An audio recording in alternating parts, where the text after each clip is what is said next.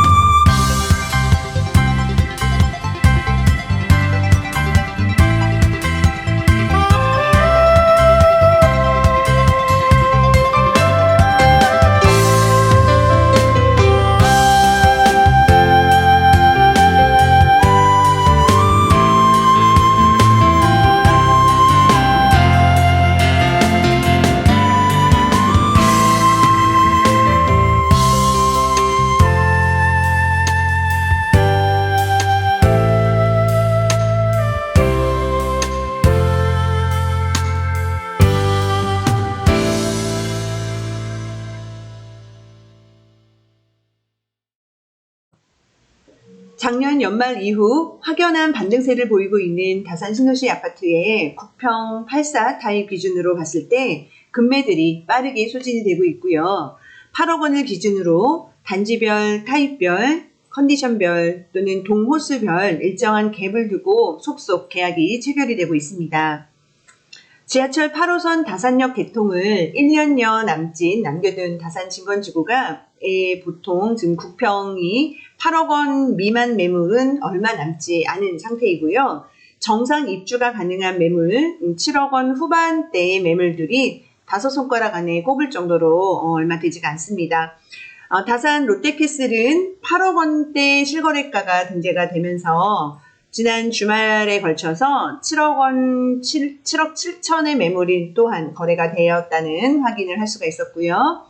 이편은 세상 자이도 지금 7억대 후반 매물은 아직은 하나가 남아있는 상태이고 이편은 세상 다산이나 유승한예들 센트럴도 마찬가지로 7억 원대 매물은 극히 드물다고 볼 수가 있습니다.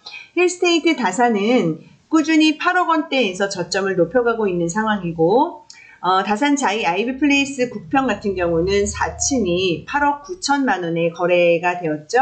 그리고 호가가 보통 10억 원이 넘습니다. 그리고 41평에서 11억 원대의 거래가 2건이 등재가 되어 있는 것을 볼 수가 있습니다.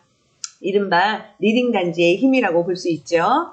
지금 지구 같은 경우는 아직도 6억 원대 매물이 조금은 어느 정도 있습니다만 반면 금강 펜트리움 리버테라스 1차 같은 경우에 뻥뷰 매물이 8억 4천의 실거래가 등록이 되기도 했습니다. 9호선 역사 발표를 기점으로 거래량, 호가 모두 올라갈 것으로 예상이 되는데요. 진건지구와 함께 앞서거니 뒤서거니 하면서 함께 시세를 이끌어 나갈 것으로 예상이 됩니다. 다산 신도시는 태생적으로 택지지구에서 출발을 했기 때문에 다산 1동은 진건지구로 다산 2동은 지금지구로 불리고 있습니다. 같은 다산 신도시라는 네이밍을 씀에도 생활권이 조금은 다른 지역인데요. 각각의 고유한 매력을 가지고 있습니다. 진건이냐 지금이냐는 철저하게 개개인별로 가족별로 라이프 스타일에 따라 결정을 하시는 게 좋은데요.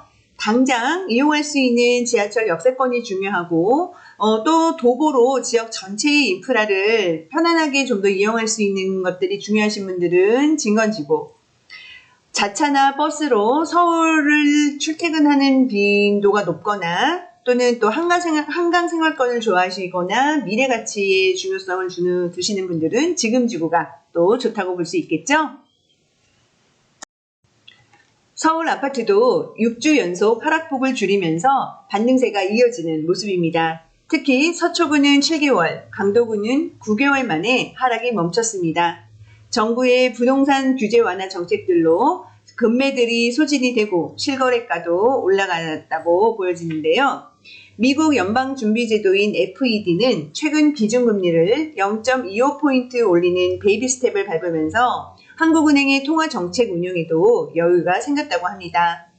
다음 달 11일 열릴 금통위에서 기준금리를 현 수준 3.5%를 한 번 더 동결할 가능성이 더 커지고 있습니다. 주택 관련 주요 경기 실사 지수도 계속해서 상승하고 있습니다. 역시 규제 완화와 금리 인하 효과인데요. 다만 역대 최대폭으로 벌어진 한미 기준금리 차이를 어떻게 해결할지는 좀 더 지켜봐야겠습니다. 매매가는 물론 전세가마저 얼어붙게 만든 요인 중 하나가 고금리였는데 1금융권, 2금융권 할 것 없이 속전속결로 이유를 내리고 있습니다. 고금리의 압박을 느끼던 매수세가 살아나는데 이러한 영향이 꽤나 컸던 걸로 보이고 있죠. 특례보금자리론의 열기가 엄청 뜨거웠던 것도 같은 이유에서입니다. 지난주에 이어 이번 주도 전문가 집단의 집값 전망이 나왔습니다. 이번에는 조선비즈 설문조사인데요. 전문가 10인의 의견을 참고해 보실 만한 합니다. 완연한 봄입니다. 계절도 부동산 시장도 추운 시기가 지나고 꽃이 피고 있네요. 하반기 전망은 보는 사람마다 다 다르겠지만 냉각기를 벗어난 것만은 분명하다고 해석이 됩니다. 일단 거래량 자체가 많이 늘었으니까요. 꼭 투자의 목적이 아니더라도 집이란 건 원래 거주의 목적이 우선이기 때문에 누군가는 사야 하고 누군가는 팔아야 합니다. 지난해처럼 아무도 거래를 하려고 하지 않으면 이동의 자유가 제한되어 버리고 말이죠. 정상적인 시장은 아니게 된 거죠. 집의 의미에 대해서 다시 한번 생각해보는 시간이 되시길 바라면서 오늘 준비한 소식은 여기까지입니다.